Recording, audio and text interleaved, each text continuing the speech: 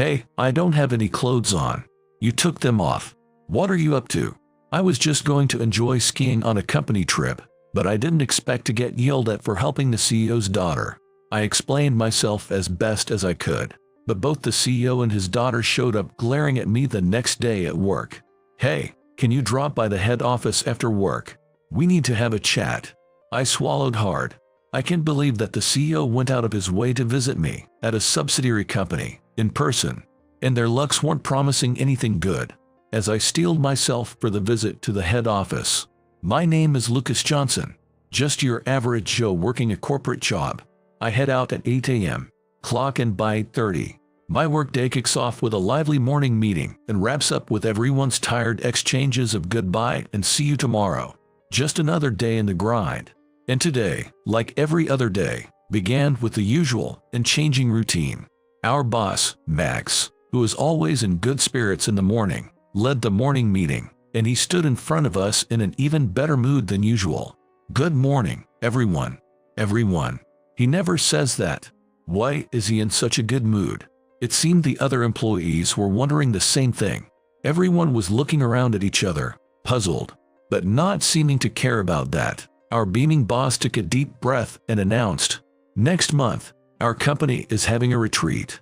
And guess what?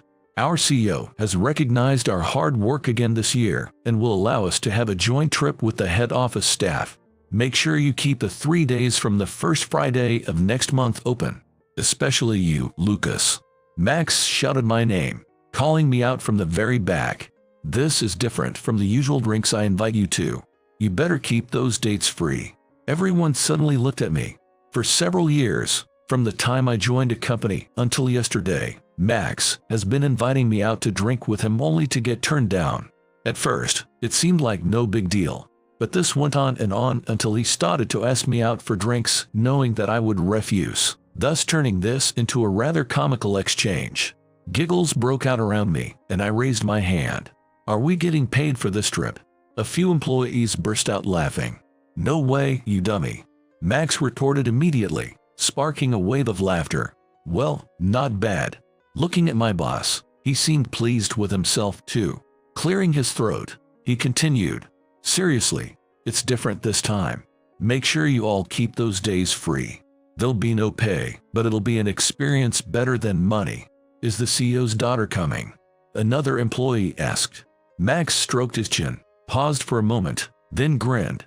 "Well, she's from the head office, so yeah, she'll be there." That got everyone even more excited. People started saying they need to reserve roses at the florist or get a nice outfit tailored. The CEO's daughter from the head office is well known around here, and even we at the subsidiary have heard all about her. It's no exaggeration to say she's the embodiment of beauty and brains.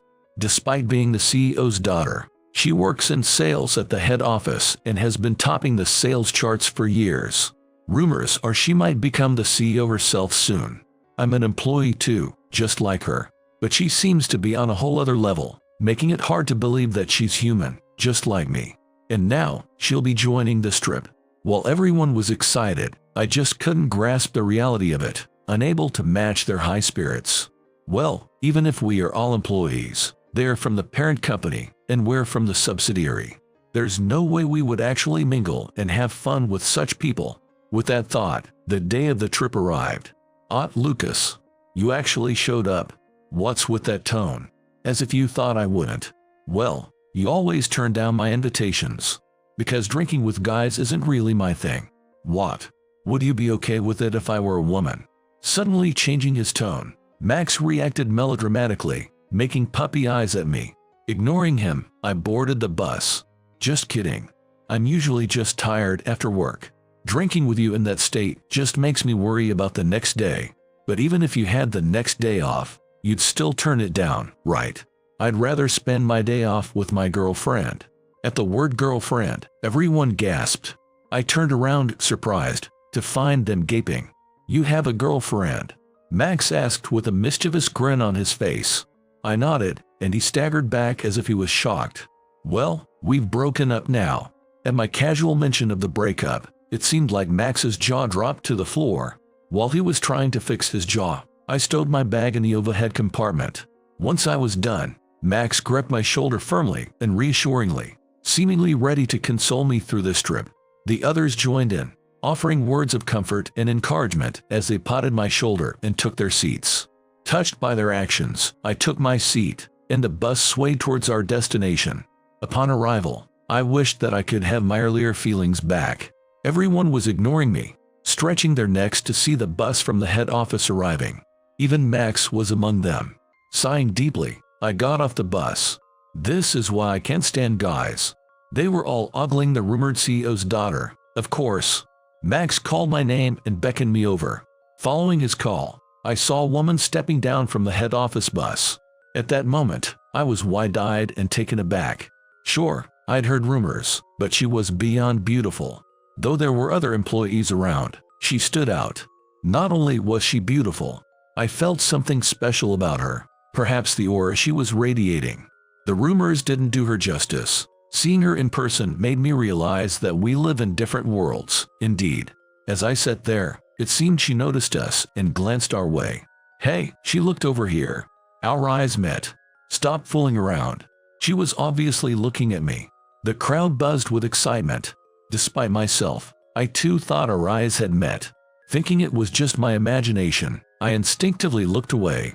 Watching the CEO's daughter and the other head office employees go inside, we followed them to the luxurious hotel that was the venue for this trip. Can't believe the CEO splurged for us to stay in such a nice place for this company retreat. While we were chatting leisurely, Max called us to a halt. Turns out, we wouldn't be staying in the luxurious hotel after all. We were led to cabins significantly smaller than the luxurious hotel. It was a simple accommodation with only the bare minimum equipment.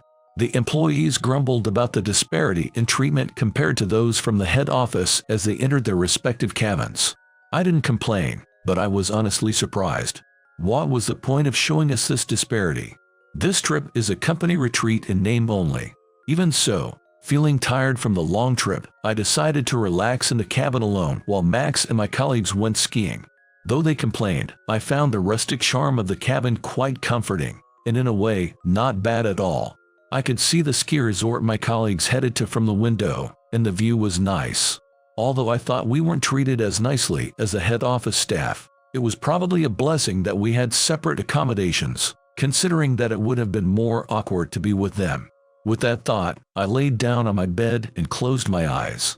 I'm not sure how long I slept, but I was awakened by the sound of knocking on the door. It was dark outside, and since I hadn't turned on any lights, the room was pitch black. Navigating through the darkness, I managed to find the door and opened it to find Max standing there, flushed. It looked like he came over to invite me for drinks. Naturally, they had finished skiing and had just started to drink with my colleagues at Max's cabin. Realizing I wasn't there, he came to fetch me. Exchanging our usual banter, I accepted the invitation this time. Max, looking pleased, headed back to his cabin, and I followed. When I got there, I found my colleagues already in high spirits. Some even passed out from exhaustion and alcohol. That night, I joined them for drinks for the first time. We talked about everything: love, work, and other topics we wouldn't normally discuss without the influence of alcohol. According to Max, I was a passionate man, contrary to my appearance. I didn't see it, but I wasn't upset by the compliment. I drank slower than the rest, not being much of a drinker. Thanks to this, by the time I was just about drunk enough, Max and my colleagues seemed to have fallen asleep, probably due to the fatigue from both skiing and drinking. I was the only one awake, so I left Max's cabin in order to go skiing, which I had not been able to do during the day, in order to sober up. There was only light snow when I was heading to my cabin from Max's, but after I got ready to go skiing and stepped out of my cabin, a slight snowstorm had begun. I hesitated for a moment to go because it was night time, even though the blizzard had just begun. But I decided to go to the lift area to see what was going on, seeing as I had gotten ready. However, on my way there, the wind grew stronger and my visibility worsened. I arrived at the lift, but decided to go back immediately since it was too dangerous for skiing.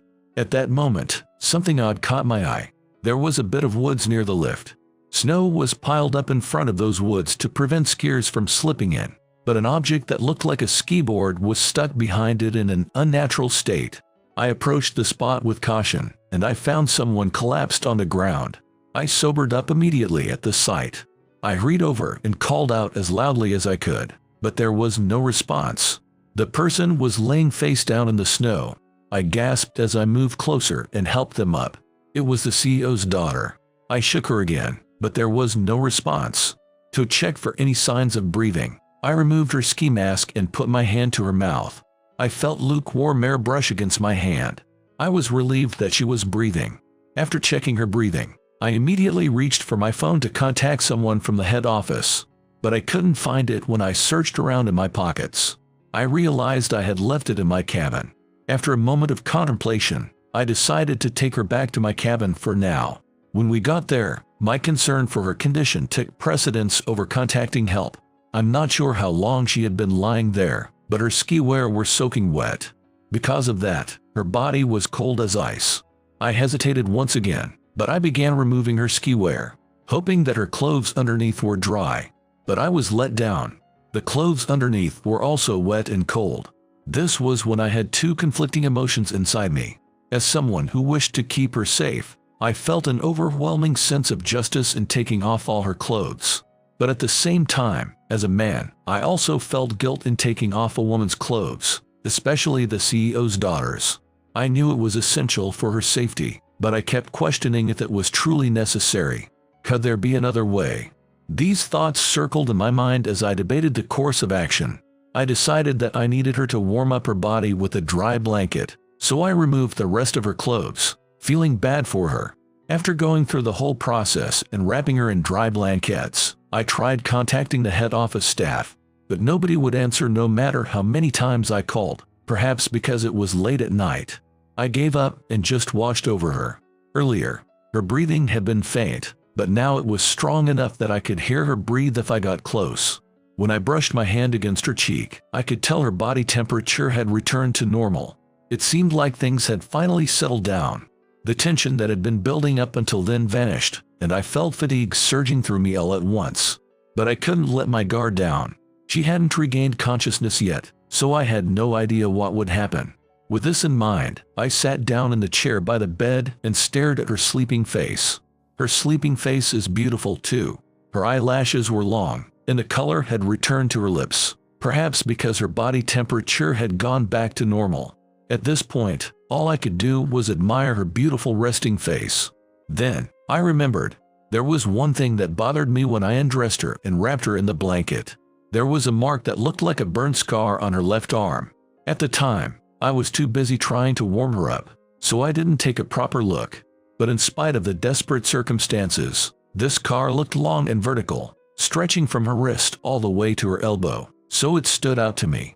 Now, with nothing else to do, I became even more curious about the scar. I felt a little guilty about looking at her naked body again to check the burn scars, but I thought it would be okay if I took a look and hid her under the blanket as much as possible, so I gently put my hand on the blanket. Just then, her eyelids twitched. I instantly withdrew my hand and stiffened. She then moaned softly, slowly opened her eyes, and began coughing violently as if something was stuck in her windpipe. I quickly supported her upper body to help her sit up. I asked her if she was okay, but she was still in a daze, so she couldn't respond. When she finally stopped coughing, she gradually regained her consciousness and started to comprehend the situation she was in. First, she realized she was wrapped in a blanket with no clothes on. Then, she looked around and noticed that she had been sleeping on a bed in a cabin. Finally, she met my gaze and found herself with a man whom she didn't know. Once she understood all this, she screamed and pushed me away with all her strength. I fell from my chair from the blow and slammed against the wall. "Who are you? Where are my clothes? How dare you?" she exclaimed and hurled more insults at me. "Please, calm down," I urged, putting my left hand forward to calm her down, despite my whole body being in pain. I grabbed my jacket that was nearby and attempted to hand it to her. I turned to face the wall to give her some privacy, and I felt her take the jacket from my hand. I was relieved and finally turned away from the wall to face her. After explaining what had happened once again, she seemed to understand and apologized with a look of guilt. "It's okay, as long as you're safe. But why were you out there at night, alone?" "I wanted to ski at night, but when I was about to start, the weather turned bad, so I decided to head back. But it was dark all around me, she explained with a bit of embarrassment. I had assumed she had accidentally skied into the forest, but I did not expect her to be in such a place. I'm just glad you're safe. It was unexpected, though. She looked at me curiously. You're surprisingly mischievous, I said. Hearing this, her ears turned a bit red. Did you get that burn scar from that too? As we talked, I decided to ask her about it out of curiosity. She looked down with a somber expression on her face and shook her head slightly, tracing the scar on her arm with her right hand as she answered. I got this from a colleague at work. Well, I was partially to blame for being careless. Someone did this to you? Yes. It seems they didn't like that I, the CEO's daughter, did the same jobs they did and always stayed on top. It seemed that she had been receiving a lot of harassment at work due to being envied by others. Of course, there are people who flirt with me because of my position. Some people make sarcastic comments about that. Working in a male-dominated environment, I hadn't heard of such stories before. That's why I got goosebumps when I heard such stories from a woman for the first time ever. At the same time, this led me to a question. That's terrible. Why not just quit? Everyone knows just how skilled you are. There's no need for you to put up with this any further. She fell silent upon hearing my suggestion. It made me worry that I'd said something wrong. I'm sorry. That was thoughtless of me. She might have felt bad for making me feel uncomfortable, so she said to me hurriedly, It's okay, no worries. I get what you're saying. After we both settled down and returned to silence, she started to talk again, little by little. Yeah, you're right. It is tough, but I love the sales job more than anything. She continued. I enjoy interacting with all kinds of people, of course, but what I like even more is seeing a business meeting go well and both companies making a profit from that deal. Seeing that makes me feel like I'm contributing to society. It's not like someone ever says so to my face, but I feel like I'm getting praise every time that happens. It motivates me to do my next job. That's what I like about it. I was deeply moved by her words. We stopped talking, and silence fell upon us once again. I'm sorry for rambling on about myself. Not at all. You're the first person I've ever heard talk about this kind of thing. I think it's nice. Really. It seems strange to talk about this kind of thing to a member of the head office, especially someone who loves her job and works so hard, but I don't have such passion for my job. Joining a normal company, doing a decent performance, living a normal life, and having a normal family, that's the kind of life that suits my nature. So when I look at people like you, I can believe that we are the same human beings. Hearing this, she laughed softly. What are you talking about? We're all human. To put it bluntly, if I were to say whether or not I like my current job, I could never be as passionate about it as you are. I'm fortunate to have good relationships at work, but I do it more for a paycheck than for fulfillment. Yet, you do it because you love it. That's where we differ. Yes, but I just happen to find something I love. Finding something you can be passionate about is truly a blessing. It makes me feel privileged and even more determined not to quit. I learned that her reason for sticking with her job wasn't just because she enjoyed it. There were also sincere reasons behind it too. Not only was she beautiful and talented, but she faced her job with a heart more sincere than her position in the company. Knowing this deepened my attraction to her, and I found myself thinking, that's amazing. It sounds like working with you would be a lot of fun. She frowned at my comment. Oh, sorry, I didn't mean to sound condescending. I simply thought that if I could work with someone who enjoys their job like you do, I would enjoy both the good times and the bad. Hearing that, she stared at me, surprised. Then tears started to roll down her cheeks, her expression still unwavering. Seeing me puzzled by the sudden event, she covered her face with her hands as if she had come back to her senses. I'm sorry. It's just, I've never been told that before. She continues in a tearful voice in spite of my confusion. I feel like I've been saved somehow. Thank you. I tried to comfort her by handing her some tissues in the room and waited for her to calm down. When she settled down, she looked around the little room in the cabin once again. You came here for this company retreat, right? Yes. Oh, please don't worry. This place is quite comfortable in its own way. You're so different from everyone else. Really. The difference in the treatment between our subsidiary and the head office during this trip made my jaw drop indeed. When I made a sarcastic joke, like I would with Max, she took it seriously and her shoulders slumped. Yes, to think there's such a huge disparity even when it's supposed to be a fun company trip. I'm sorry. Seeing her more upset than I had expected made me think I had gone too far, so I tried to defuse the situation. No need to apologize. You're not the one to blame here, At that moment, I paused, not sure how I should address her. Sensing my hesitation, she offered a lifeline. You can call me Grace. Grace, that's a nice name. Anyway, no, not trying to disregard what I just said. Of course, it's a nice name. I had more I wanted to say, but her name suited her so well that I ended up blurting out everything on my mind. Grace chuckled at this, her face showing a different, more adorable expression than before. Caught off guard by her beauty, I had to remind myself to stay composed to prevent any more candid thoughts from slipping out. It's not your fault, Grace. The other staff made the decision, right? Yes, but still. Grace responded, still chuckling softly, perhaps finding my earlier awkwardness amusing. There's no need for you to feel responsible then.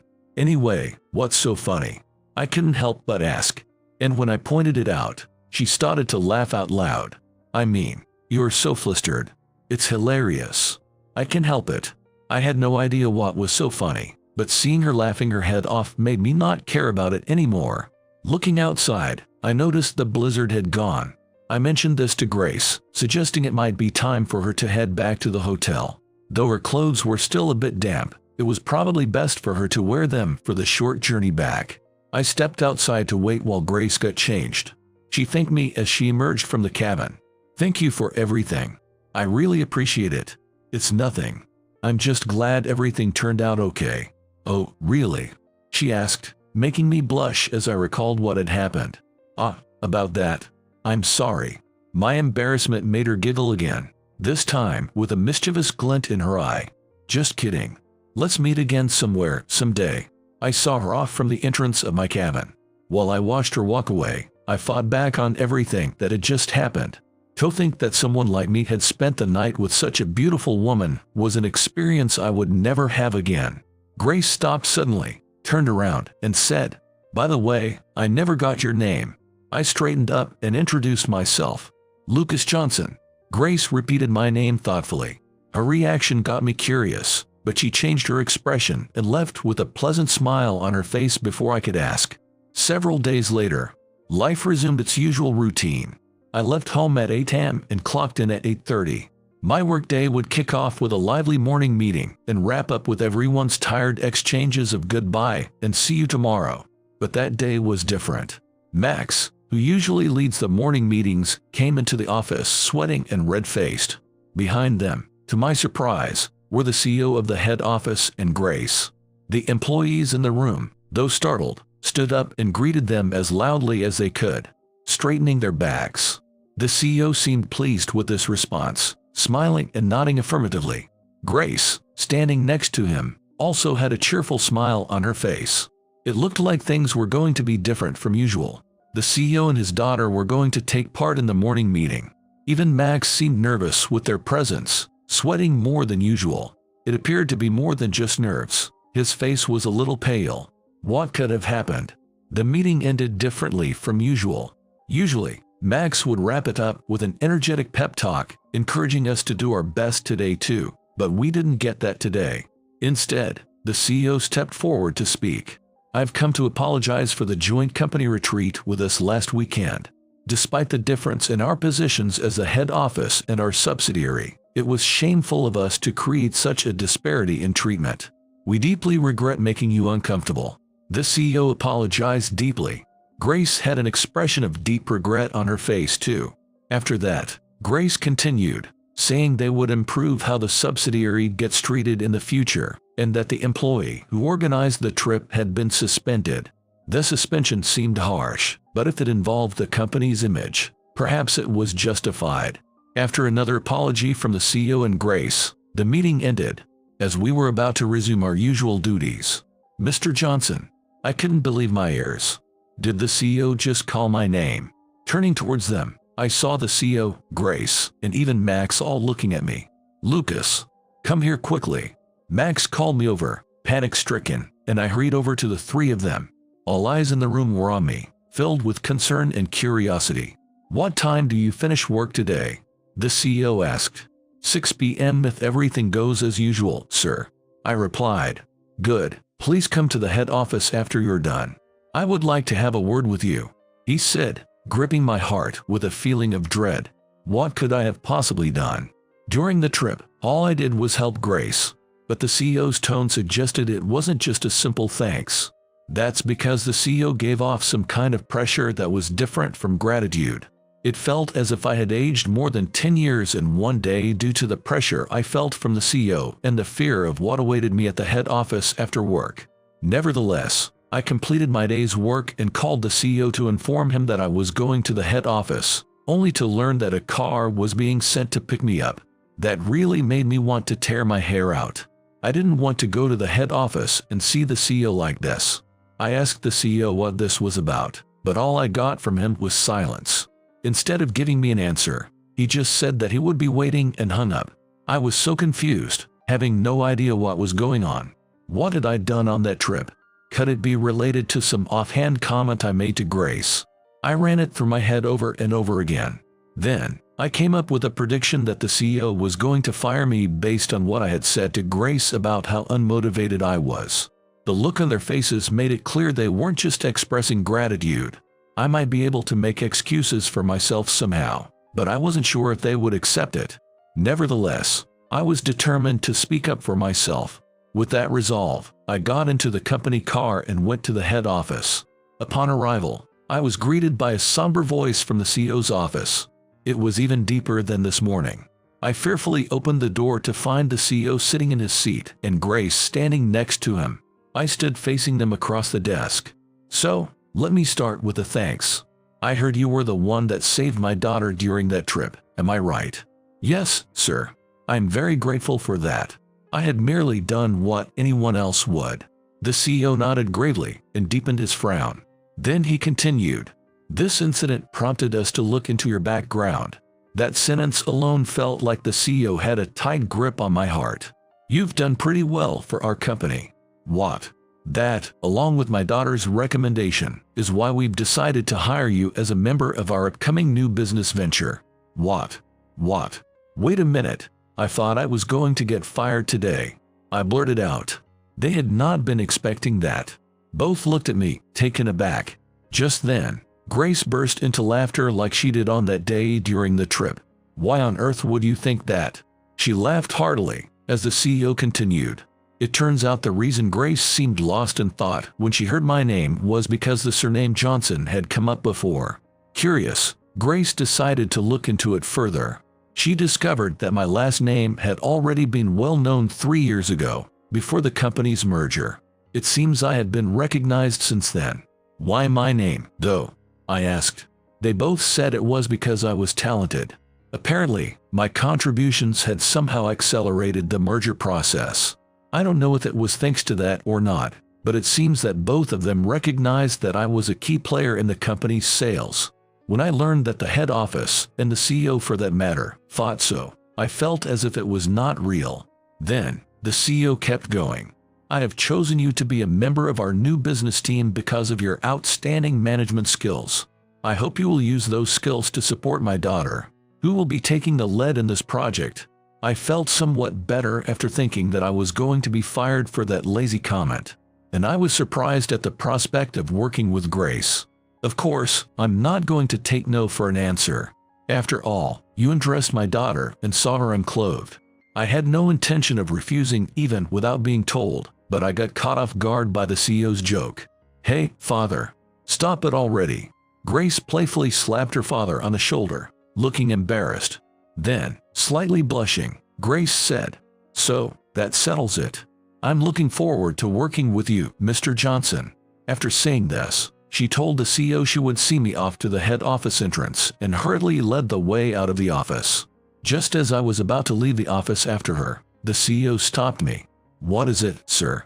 The CEO stood up and walked over to me. "Are you aware of the treatment Grace received from her colleagues at the head office?" Yes, sir.